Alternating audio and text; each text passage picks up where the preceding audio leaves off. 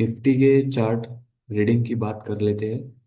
और हमने जो ट्रेड लिया था निफ्टी में, वो किस बेसिस पे लिया था, हम लोग उसका डिस्कशन करेंगे। इसमें और एक चीज़ में मैं आपके साथ शेयर करूंगा, जिसे बोलते हैं इक्विलिटी मूव।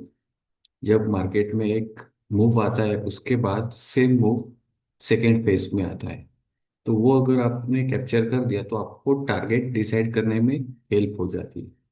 अभी आप एक नॉर्मल चार्ट देखोगे। अभी अगर मैं इस चीज को, मैंने इसकी सब चीजें ड्राइंग्स निकाल चुका हूँ, तो अभी आपको दिखेगा कि यहाँ पे ऐसा तो कुछ दिख नहीं रहा है क्या एक्शन हुआ है।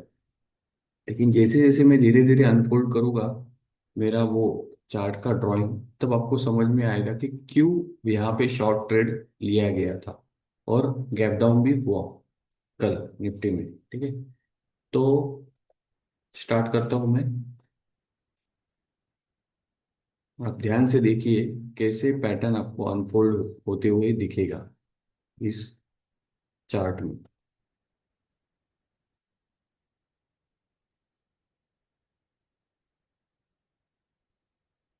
अब आपको दिख रहा है कुछ चीजें, ये देखो, इसे कहते हैं राइजिंग वेज पैटर्न।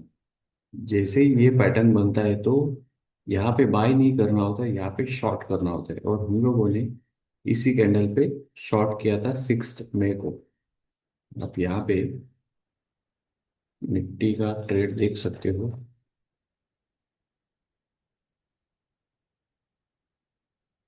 ये, ठीक है, निफ्टी का ट्रेड आप देखोगे 10:20 में 6 मई को। तो ये वो लोकेशन था यहाँ पे जब हमने शॉर्ट क्रिएट किया था। बहुत सिंपल था।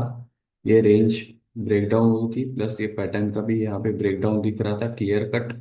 और मार्केट गिरेगा, अब कितना गिरेगा वो हम लोगों को देखना होता है कि कितना आ सकता है। जैसे कि मैंने इक्विलिटी मूव का ये टारगेट दिया था, यहाँ पे आप देख सकते हो कि मैंने बहुत क्लियरली मेंशन किया था कि equal move target comes near 24,255। ये ये देख सकते हो 24,255। ये पहले गिरेगा, उसके बाद आगे का मूव ट्रेलिंग में मिलता है। ठीक है, तो इसे कैसे कैलकुलेट करते हैं, तो हम लोग जाएंगे 5 मिनट के टाइम फ्रेम पे। यहाँ पर पोजीशन बनाई गई जैसे ब्रेकडाउन हुआ था, तो देखो पूरे दिन मार्केट यहीं पे था। और मैंने कहा था मार्केट का गिरने का तरीका कैसे भी हो सकता है। वो साइडवेज होके गिर सकता है, या वन साइड फॉल हो सकता है, कैसे भी हो सकता है, या फिर ऊपर थोड़ा सा ऊपर जाके फिर नीचे गिरेगा। तो हम लोगों को यहाँ पे एक्शन लेना होता है। जो भी आपका होगा, शॉर्ट करना है तो शॉर्ट करना ही है। आपको वेट नहीं कर सकते हो आप, क्योंकि एक बार आपने वो अपॉर्चुनिटी छोड़ दी तो वो फिर से अपॉर्चुनिटी नहीं आएगी। तो इक्वल मूव कैसे कैलकुलेट करेंगे, जो रिसेंट हाई था यहाँ से यहाँ तक, ये कैलकुलेट किया और इस हाई को कनेक्ट कर दिया। तो जब यहाँ से इस हाई को कनेक्ट करोगे तो आपको इक्वल मूव, जो यहाँ पे 1 लिखा होता है, वो मूव आता है। और देखो गैप डाउन यहीं पे हुआ था। तो आपको क्या करना है, आपको पता चल गया कि मार्केट यहाँ पे जाएगा, तो यहाँ पे आप पैनिक नहीं हो सकते। या फिर कभी कभी क्या होता है कि लोग छोटे मूव में निकल जाते हैं, जैसे कि यहाँ पे एक फॉल आया, तो उनके लिए उतना ही काफी है। जैसे कि ये देखो कितने मूव का पॉइंट है, कितने मूव्स है, 40 पॉइंट्स, वो लोग हैप्पी हो जाते हैं। लेकिन टारगेट बहुत बड़ा होता है। टारगेट अगर आप देखोगे तो ये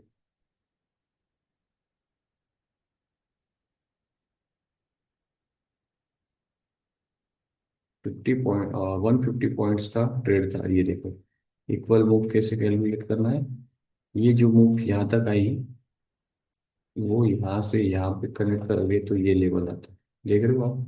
तो 150 पॉइंट्स का गैप डाउन ऑटोमेटिकली आपको मिलता है। अब यहाँ पे आप 40 पॉइंट्स पे निकल गए, लेकिन कितना मिल रहा था, तो आपको ये डायरेक्शन देखना है, वो डायरेक्शन कैसे भी आ सकता है। ठीक है ना। तो मार्केट कैसे भी रिएक्ट करे, आपको इस ऐसे ट्रेड्स को होल्ड करना होता है, क्योंकि आपका टाइम फ्रेम देखो 30 मिनट्स का टाइम फ्रेम में है।